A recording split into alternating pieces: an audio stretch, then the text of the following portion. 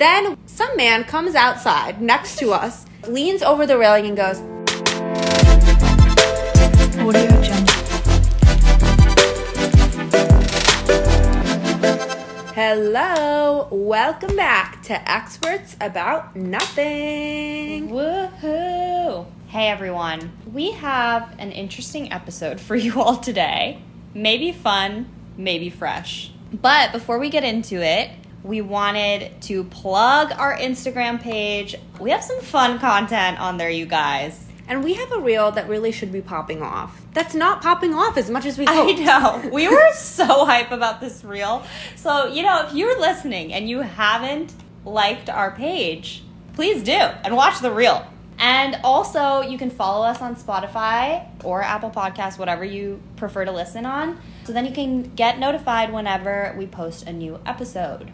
Woo. Also, let's give them some context on the filming of this reel. Yeah, you need the backstory. So, we went to Florida with all of our friends on a girls' trip this past weekend for July 4th, and it was such a ball. We had a great time, reconnected with so many of our friends.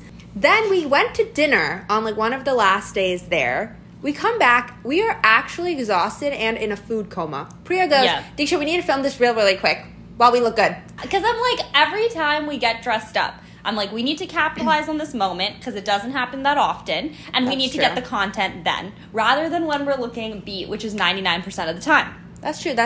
So anyway, I was okay, yeah, let's run it, whatever, anything for the biz.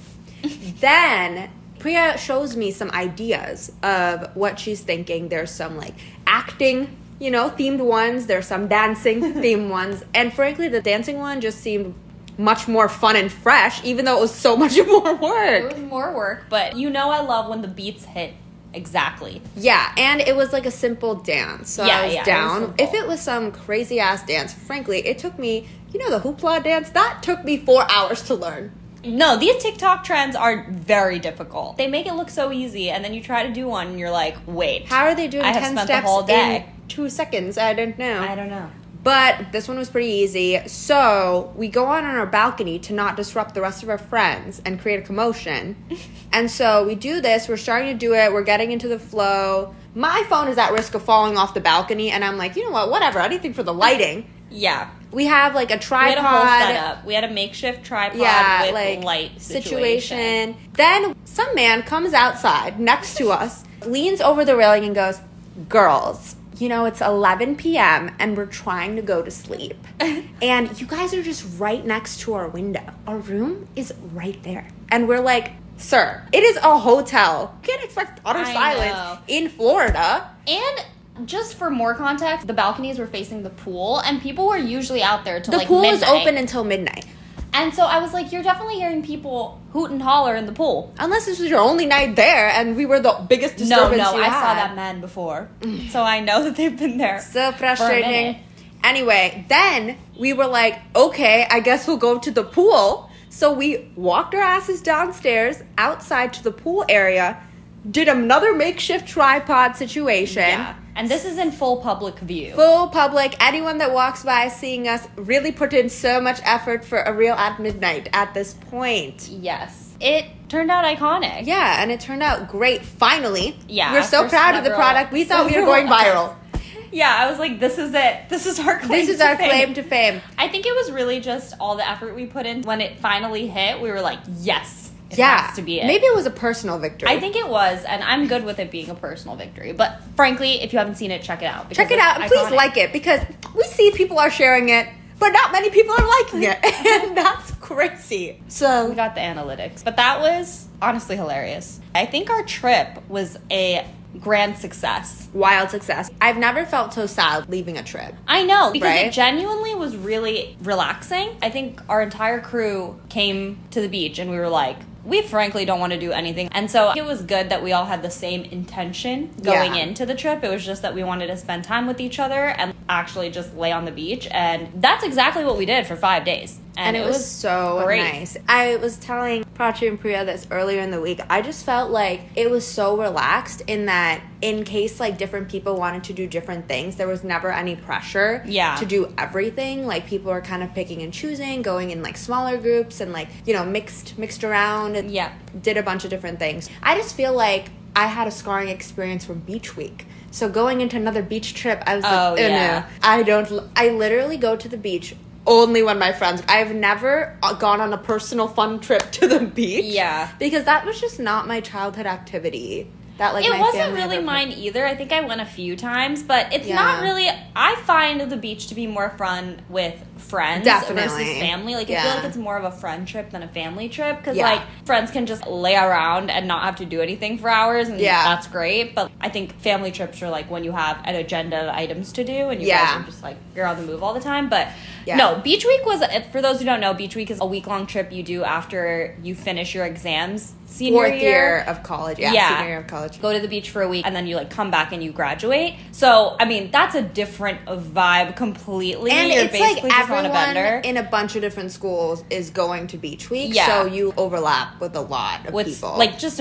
so many college kids. It was fun in its own way at the time, but like there was also an aura of sadness because you were like, damn, college is over. Yeah, it's kind of depressing, but you're just kind of like raging the sadness away. Probably unhealthy processing. And it's so exhausting. You are drinking the whole day, and it's like you're dehydrated. You're getting fried. All I remember was just frying in the sun because you actually out and about. Felt your skin burning when you were laying out there. It was like we didn't even have umbrellas. Yeah, we were stupid. Like there could have been a lot of things that we could have planned better. Yeah, like we didn't have umbrellas, no shade. We were just like out in the. We didn't have like water, hours. Like enough water. I think we were just literally sitting in the sun.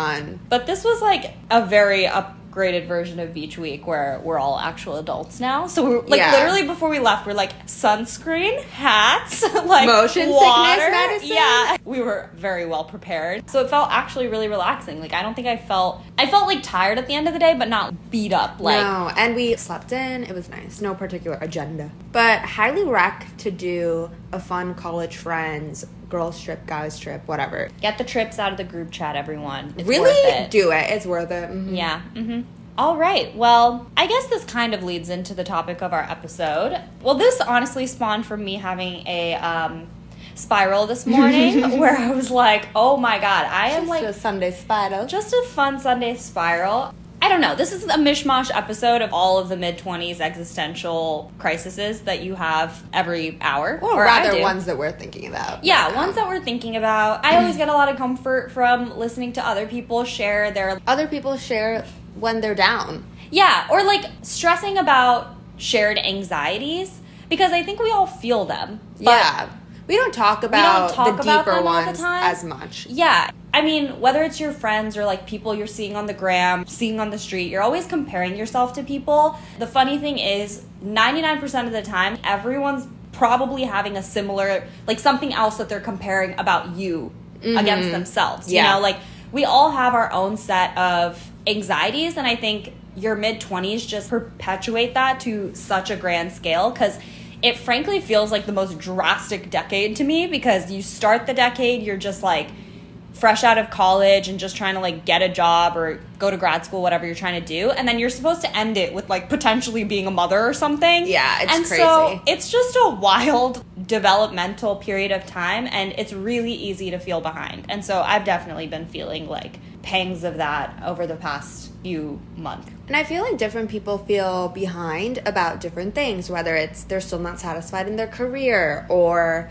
I don't know, like their relationships are not progressing as much as they want to, or maybe they're not in the city that they want to live in yet or anything like that, or feeling like they're lacking any experience of some sort. I think that feeds into a lot of some of my anxieties as well. Should we just dive in straight to the things that we're anxious about? And then we're going to talk through all our anxieties and then talk about how we will... make ourselves feel better. Yeah. And maybe we can relate and frankly, maybe we reply won't. If you have some tips. Yeah, and that'd be honestly, great. Maybe we could do a full episode of everyone else's tips. Please do that. Get in our DMs, please. Please, our DMs are barren. They are. They're dry. Okay, so... honestly, I think the three biggest facets that we have in life, or like what we're fixated on in our 20s, is career, friendships, and relationship. Like, or at least those are like the 3 pillars in my life of like where you feel like you're always trying to make progress, those 3 areas. And trying to make the most progress, you know, before you have other priorities in your life. Yeah, you feel like this is the decade where all of those things need to like accelerate a lot, because maybe the next few decades are going to be focused on something completely different. So if you don't lay the foundation now, you're going to feel behind. Yep. And so for me, on the career side, I had been eyeing the role of product manager for like a really long time. I didn't think I had the skills to get the role for that entire time. So I never really tried for it, because it seemed like most people had an MBA or had always been in product management. And so I don't know, I was always like confused about how to get to that point. But then I decided to just kind of hustle for it internally in my company. My original role that I got hired for was to be a data engineer. And then I started shadowing the product management role internally. Essentially, I got promoted in my data engineering role, and also very shortly after got the opportunity to transition to product management if I wanted to. So I didn't think too much about it, if I'm being honest, at the time. I was just like, product management. Like, I don't care about the promotion at the moment. Like, I know that I want to start building my career in product management immediately. I think I knew like I would maybe feel a type of way when I saw the senior promotion title like drop, but I didn't think it would sting that much, and it honestly doesn't. But I think there's just moments now in my role where I just feel behind, because at this point we're 4 years out of college, and to some extent I feel like I'm starting over. Even though I'm in the same company, I have to like rebuild my credibility in this new role, get different groups of people to like trust what I have to say. And I feel like the brunt work of that period of time, whatever role you're in, there's always that period where you're like, man, I just need people to like know that I'm capable of doing this. Yeah. And you also need yourself to know that, and I think that's more important. Like, I'm just really working on proving to myself that I made the right decision, that I actually am capable of doing this role and doing it well. I was just going off of a gut instinct that this is the type of role that I could be great at versus being a decent or like good engineer for the rest of my life. With that comes, you know, your regular sets of like insecurity and doubt, especially when things don't go your way. And I've noticed that like being a product manager, you just have a lot more eyes on you all the time. Like, and a lot of people look towards you for like decisions and like what to do next and priority of things. So yeah, exactly. I feel like it's easier to screw up in the little things, and like you just have a lot of eyes on you. So when you make a mistake, I tend to feel like it's a huge mistake.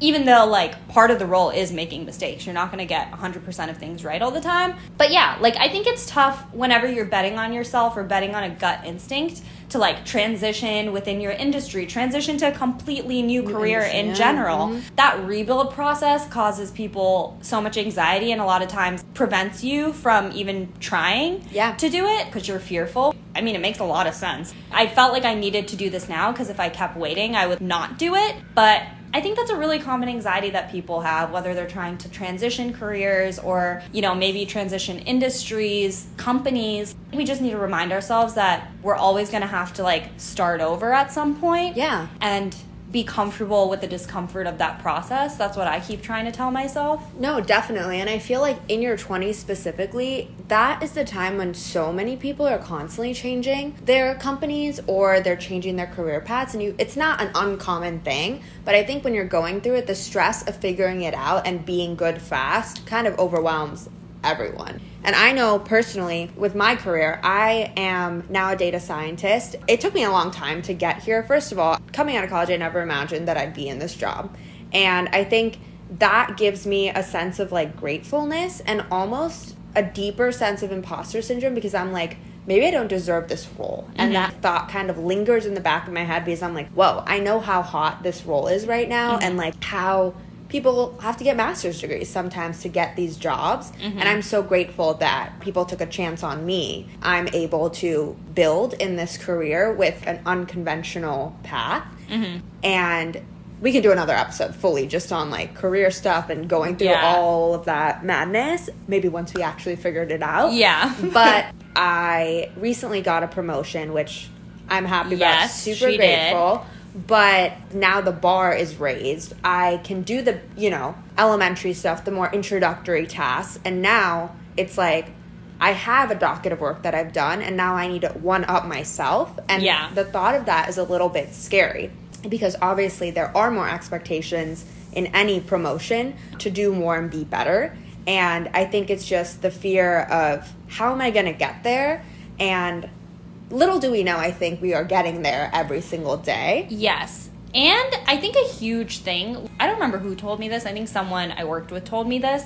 People don't promote you unless you're already doing that caliber of work. Ooh, I never thought about it like that. I think that's the way we need to think about promotions. It's not like you're promoted, so now you have to do more work. Level up. Mm-hmm. Yeah, it's like you're showing us that you're already at this level, so we're going to give you the title for this level. You know what I mean? So I like that. I've honestly have never thought about it like that. So I like that way. I think most of the time that's how people operate because people are not going to pay you more and give you the title unless you've already proven it to them. People don't swing money around like that, so especially businesses. So we just need to trust that like we've already been performing at that caliber. That's why people are like giving us these opportunities. We actually were talking about doing an exercise that we might document on the pod if there's interest. We were thinking it would be really cool to maybe for a month, 30 days, whatever, have it so we spend 30 minutes before work every business day, just learn something new in our respective industries and see how much better we feel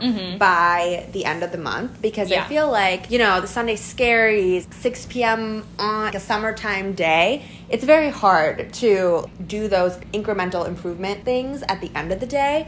So maybe by doing it 30 minutes at the beginning of the workday, we'd learn so much more and it would be much easier to implement. So we wanted to document that journey and how that improves our confidence in the workplace. I think more than anything, it would improve our confidence. Just feeling like you have a greater bearing of what you're doing or like trends in the industry. All of this is just a self-confidence exercise. I truly do believe that's 60% of most jobs. Yeah, we'll let you know how that goes. That was kind of the career crises that we're having right now. There's always going to be a career crisis, and I think another thing to know is people feel that in every decade. I don't think that's one to shake in this one. Yeah, because I think there's just layering responsibilities and different things you have to focus on in every job. And maybe like now we're willing to give up our time and energy for a job, but maybe later we don't want to do that. Yeah. And like that's a very realistic thing that I think a lot of people go through and super normal. So this crisis is definitely an ongoing one, and maybe we shouldn't even phrase it as a crisis. I think it's just not. Like I think using crisis like as a tagline is just a way to make your problem seem more outlandish than they really outlandish. At the root of everything is we're ambitious people and we want to achieve things. And we want to keep challenging ourselves. I don't think the foundation of what a comparison and like crisis is bad. Like that's what it is. Yeah. But it's just processing these things in a healthy way and still being able to like know your worth as you stand right now, even if you want to strive for more. Yeah, it's easy to go down the self-deprecating spiral because that's the one that people kind of gravitate towards when they're feeling down about themselves. Just switching directions a little bit, giving yourself the boost of confidence when you're down is kind of what we should be practicing right now. Yep, agreed. Okay, so the next pillar is friendships. We're really lucky that we have a great group of friends and also ones that we like live with or like are in the city and like close proximity to us. Yeah. But I think most people make a lot of their friends in big seasons of their life. Like college is a huge place where you make a lot of best friendships, maybe at work, like even internships sometimes. My crises with friendships is one, making sure that I'm maintaining the ones that I have. I don't know. I think some of the bigger things in life, when you think about the future, you're just like, oh my gosh, if I move somewhere and I don't have any friends, how would I make friends? Now that I like have this network of people that I already know. I feel like that is a huge thing for so many people in their 20s because we do go through so many life changes. The truth is, like, not everyone wants to live in a big city forever. Yeah, and like maybe you want to explore places or an opportunity takes you somewhere that you can't say no to. Yeah. Those types of things, especially now, I feel like we're in such a comfortable position. Like that is so scary to think about moving somewhere where I don't have friends. There's so much to figure out when you leave that it's like overwhelming, especially when you're far from maybe friends and even family. It's very difficult. We were talking to one of our good friends, Meghna, who just made like a pretty big move. She's currently in that process of like building her network of friends at the new place she moved. I think even just like hearing about it made me so inspired because wow, we are capable of this. Yeah. And we've done it before. I think that's what we have to remind ourselves. Even if you're in a comfortable spot now, you've done this multiple times. You did this when you went to college. You did this when you had your internship somewhere. And you know what I think the thing with that is internship, graduating, getting your first job, those are all life transitions that are forced upon you. Mm-hmm. You don't have a choice in that matter. But then now all our choices in our 20s are kind of like, if you're comfortable, you don't have to go. That is the thing that is the biggest blocker in making big life changes or like doing something you've always wanted to but are a little scared to. It's because we don't have to go. College, we have to get out of there in 4 years. And it's like, you have to move on to the next thing eventually. In doing so, it's not as scary because you know it's a communal life change so many people are going through. Mm-hmm. But when it comes to these, it's like you have all the choice in your hand and you're like, wow, what if I do this? What if I move and I hate it? Like, what if I stay and I hate it? What if I stay, everyone leaves me? Like, there's so many thoughts that kind of linger through your head. And you're like, how do I prioritize what I want with what my friends are doing? And also be happy with where I am. Like, be satisfied. Because I think a lot of our happiness, mine personally, comes from my interactions with my friends. And if that part were ripped away from me, I don't know how I'd like it in certain places, in certain environments, you know? Yeah, I agree. It's something that I'm still working out in my head, how to continue to like keep exploring the things I want to explore, even if those things don't align with like my friend's exact agenda of life, because they're never going to be parallel or like 100% parallel. Again, we don't need to think of things as long term. That's where the anxiety comes from. Yeah. I think if you think about, okay, I'm going to do a year somewhere. And if I hate it, I can come back. Or if I don't feel like I made any friends, I still have a bunch of friends. And even a year sometimes can feel like a long time. I know it feels like a long time to me just because so much happens in a year. I can think about how different I felt in January versus how I feel right now. And so even thinking about it as like, let me try 2 months somewhere. Let me try 1 month somewhere and see how I actually manage to survive if I'm starting to adjust or if I'm still feeling really uncomfortable and like how that works out for you, you know? I completely agree. Understanding everything is not permanent. Most things are not permanent is just a huge factor, but also like making it so that you're comfortable with it. Yeah, like figuring out what works for you. Yeah, it's honestly a source of like a lot of anxiety as I like think about the next couple years. I think that's why the 20s are just such a bizarre period of time because I'm like, okay, I started this decade and I feel like I still have the same mentality, which is like, I can just hang out and vibe with my friends all day and I can be in the city that they're living in. But now people are moving in different directions. Yep. And there are those moments where you're like, wait, should I be doing that too? Or like, should I be prioritizing different things in my life? Those conversations with yourself are really scary, especially when there's a lot of change involved and you're accustomed to something. So yeah, that's something I'm definitely still working through because I don't really know how to navigate all the uncertainties. Something that one of our other roommates, Ashi, always says whenever any of us kind of are going through some type of crises, which, you know, when you have 4 girls living in one apartment, there's a lot of crises that happen at different times. But she always says, she's like, we have gone through things like this before. We've gone through periods of uncertainty. Just take it day by day and things will figure themselves out. As long as we're proactive about figuring out the root of something and just chipping away at the problem or whatever we think is the problem, there's no way we won't figure it out. And we've done it so many like 26 years, we've figured it out. So there's no way we won't continue to do that. Having that belief in ourselves can just let you live your day-to-day and focus on your day-to-day and your week instead of focusing on some 3 years from now, where will I be? And how do I make it so I'm doing this thing? So much does change, and we need to keep that at the forefront. Yeah, and when you're fixated on the future, you are probably just like lacking a lot of presence in the now. Oh, for sure, and it can ruin your day. Yeah. There's been days where I've just been so in my head where I cannot even enjoy whatever's in front of me, whether that's a sunny day, a walk. Nothing feels good because I'm just sitting in my head. And even if I'm physically not in my head, it's like I can't focus even if I'm having a great time. And it's like, oh my god, why am I feeling a sense of anxiety even when I'm happy or should be you're happy? Not able to enjoy anything. Like, I think living for the future just makes you miserable, and I am like seriously, like, I'm more committed than ever to try to break that. I've just been letting myself passively live that way for a while. Just like letting myself slip into that anxiety and like constantly be calculating all the different permutations and combinations that can and will happen to me, when in reality none of us know what's going to happen the next minute. So like, what is the point of even fixating on that? Like, you can create plans and try to be proactive about what you want in your life, but like, that's really it. That's all you can do. It's a hard spell to break, definitely, but it's something that's like worth a lot of energy to try to break it.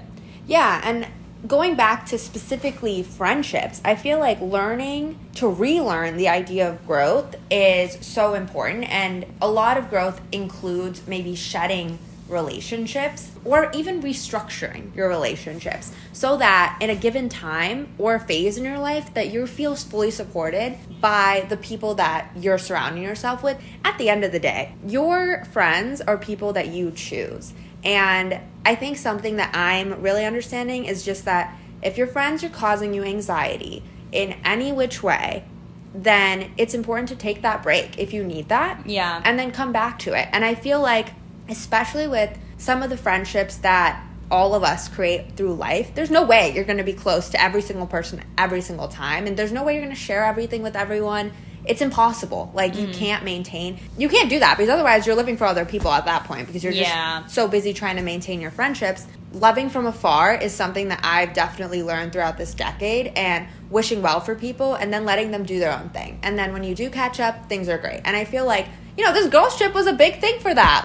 Even if we don't talk to each other all the time, I feel like making the effort to plan this, making the effort to be there, and making the effort to be open when we are there was a huge thing. You just feel so at home again with those connections, and I'm so happy to have gone on this trip, to have done this, and I want to do this every 6 months if possible. I just feel so positive about all the connections I have in my life, and I'm so grateful. Yeah, absolutely. I think we read into the silences way too much. Like, sometimes you're like, damn, I haven't talked to this person in a while. Like, and you feel are we guilty. even friends? You feel guilty, and then you just like question the friendship. And then I think, just making that FaceTime if possible, and just being like, all right, we're going to spend some time together. And physical time, nothing beats physical time. No, FaceTime as in physical time. That's yes. Actual like real FaceTime. Yeah.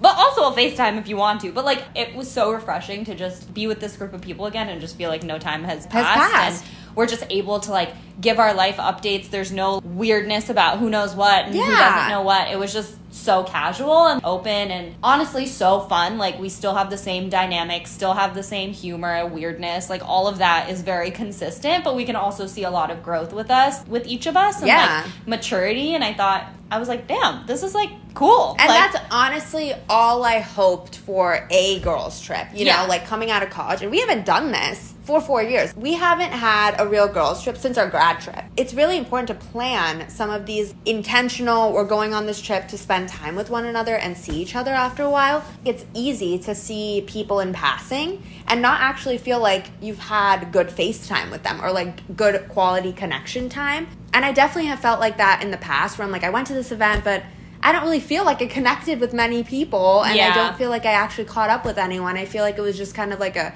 group, let's see everyone's faces and let's like kind of part. And that's the vibe of some of these events, you know, they're not meant to. It's because it's like just for a couple hours. Being in like an Airbnb with people for like 5 days, like that's completely different than just, in passing I'm gonna like see you somewhere with millions of people. Like, that's why I think making the effort to make a trip happen is key. You actually get like so much bonding time with every person. Yeah, it was super healthy. I'm so happy we did it, and I honestly just feel my heart feels so full after this trip. And okay, those are our thoughts on friendship. So now let's go into the spicy relationships. Yeah. Okay, so for me, this is probably one of the biggest pillars of anxiety in my life right now.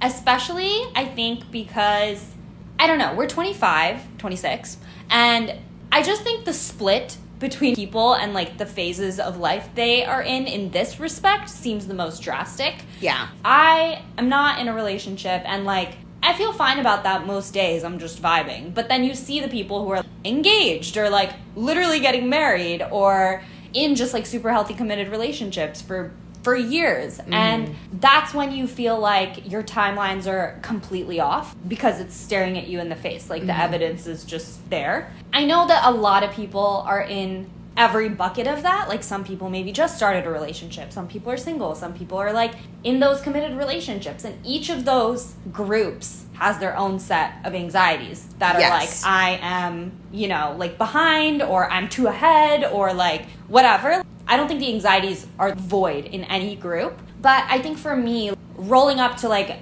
wedding season, which is going to be literally fucking 5 years of my life. Let me tell you something. First of all, this is the season of life that I've like looked forward to since I was born. Like, I know. Actually, it is a super exciting time. It's the most exciting time.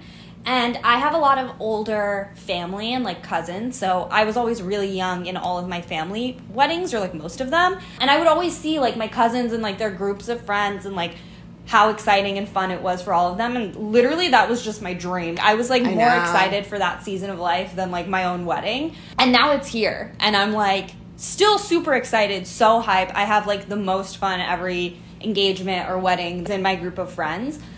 But it's undeniable not to feel anxiety when you're the same age and you're not in that situation, or like you don't feel close to it. It feels the most drastic, at least it does for me, which is why it causes me probably the most anxiety out of any of these buckets, because I think it's also the one phase of life that's not just dependent on you. Yeah, like there's other people involved. There's like a whole other 50% involved in this situation. It's not just like work, or like, I mean, I guess the same is for friendships, but most of the time like you can be proactive about making friends or like maintaining friendships. But I don't know, like relationships are completely different in my mind, at least. It's the part of my life that's come the least easy. I don't have any solutions. I don't have honestly any positive thoughts to offer here, because I am going through it and it's brutal. You know, like I think people all over in your 20s, probably even in your 30s, regardless of your gender or your culture, like everyone feels this to some extent. Being an Indian girl seems like a double whammy in this regard. Yeah. Like it seems like you're in the worst bucket of them all. At least it does for me. Like I'm sure other cultures have something similar. I mean, like you get the pressure from your parents. You have self-pressure on it. You see your friends kind of going through these phases earlier, and that just causes so much anxiety. Even if you are in a relationship, there's a lot of elements that come into play when you think about marriage. For me personally, I'm just trying to deconstruct the idea of marriage as something so permanent and irreversible.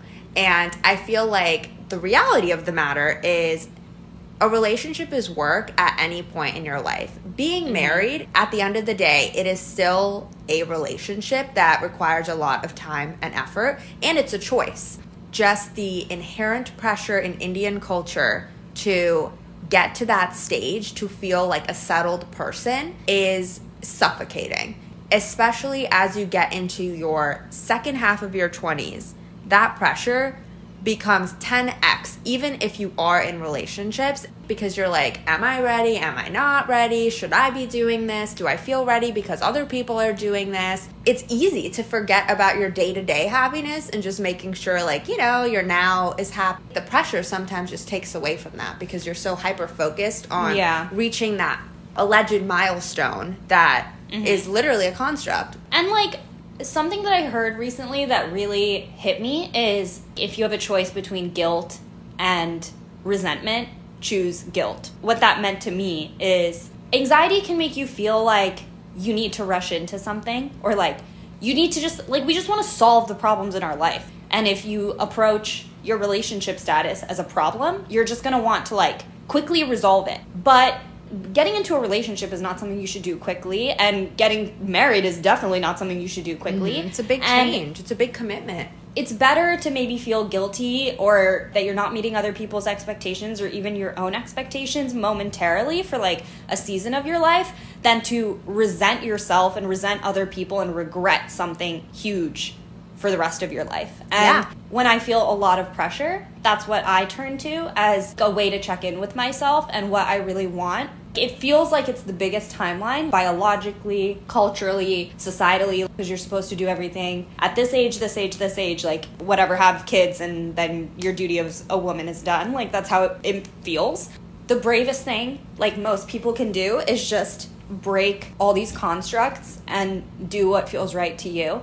and when it feels right for you, you know? Yeah, like, not rushing into something because it follows the timeline that others follow, and making sure whatever you do truly adds to your life and doesn't give you more anxiety or more stress. Some of these relationships can be some of the most fruitful things, and making sure that you are your happiest version when you're with someone and that it only adds more happiness is so crucial. And the whole idea of being whole and then also finding someone else that's whole is so important. In Indian culture, you're kind of forced to think that you're not whole until you find your other half. Mm-hmm. But the truth of the matter is you have to be whole. The happier you are, the more you focus on yourself, the more likely in that season of your life you will find what you're looking for, whether that's a companion or something else. Yeah, and you can still want that for yourself. Like, I think, like, sometimes it feels like you have to choose something. Like, I'm going to be happy. Forget it. Yeah, like, I'm just gonna, like, reject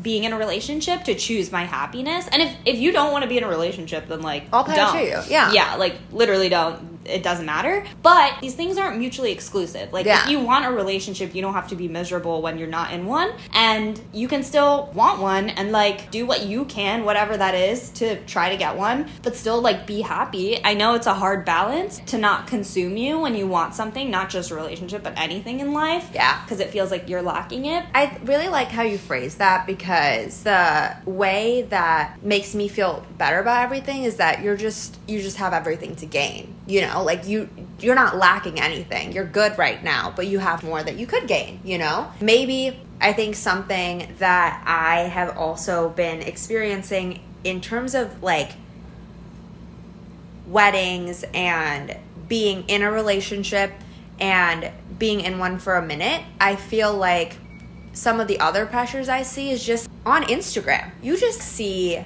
people's, like, lovey-dovey, seems like it was meant to be fairy tale weddings, fairy tale families getting along so well. All these things that you see on social media. And it's like, it's not all sunshine like this. It's not. And what you see is truly a fraction, if not like the 1% of someone's true life. The happiest of relationships can have the most menial Instagrams. You know what I mean? Something that I'm also understanding is the comparison game during the wedding seasons are also crazy. It's almost like you have expectations of all these things, and it's like, do I want that? Or am I just seeing other people wanting that and it's making me want that? Yeah. We were talking the other day about how, like, none of our thoughts are our own. Yeah. And that's kind of the same thing in, like, our relationships and these timelines that, like, are put upon us. It's like you see everyone else have all of these things, the most grand weddings, the biggest families that are loud, fun, rambunctious, that get along with, like, your significant other's family, whatever it is. Mm-hmm. And those things are so easy to overthink about. Taking a moment and just understanding that truly, if you think about the high highs in your relationship and the low lows, everyone has their own docket of the same high, not the same high highs, but maybe different high highs and different low lows. And those all can affect everyone in different ways. And I just feel like social media has the tendency to really fuck you up sometimes. It's important to take the breaks from it when you really need it, because the comparison game is so strong there. Yeah, my entire goal is to reduce my screen time on Instagram, because it is not serving. Goal. It is not serving. Correct. So yeah, I don't think this episode was meant for advice or really anything like that, because we're in the thick of it and we're just figuring it out. But we just kind of wanted to share some of the anxieties, some of the thoughts that we've been having recently, and hopefully some of you can relate to us and it makes you feel better that all of us are going through very similar problems. Correct. No one has it all figured out. And no one has the answers, is what we're understanding, too. That's what I'm getting. And from our circular conversations, things just all go back to, what is this? It's a game of life, we're in a simulation, baby. But anyway, focus on the things that make you happy. That's the only advice I can ever give. And drink water. Let's do favorite pastry. I know we're big pastry people, so that should be an easy one. Okay, I have mine. Okay, go. Croissant. What kind of croissant? Plain. Ooh. Just a plain butter croissant. Sometimes almond, that's my go-to sweet one. Yeah. But I feel like a plain croissant with a coffee is like my favorite thing. No, it hits. And a coffee that's not too sweet. Yeah. Just like a neutral coffee and a sweeter croissant. Oh, God. Yeah. See, my thing is, okay, I love a croissant, but these days the lemon pastries are really hitting. Mm-hmm. Any lemon pastry, I'm kind of in. If there was a lemon curd croissant, Whoa, I would be when did you all have a lemon over curd that. croissant? I don't know. Sometimes you see the crazy ones in like some of these specialty bakeries and stuff. Yeah. But, chocolate croissants hit diff. Yeah. True that. True Hope that, everyone brother. get a pastry this week. And on that note, we bid you guys adieu. All right. Peace out, suckers.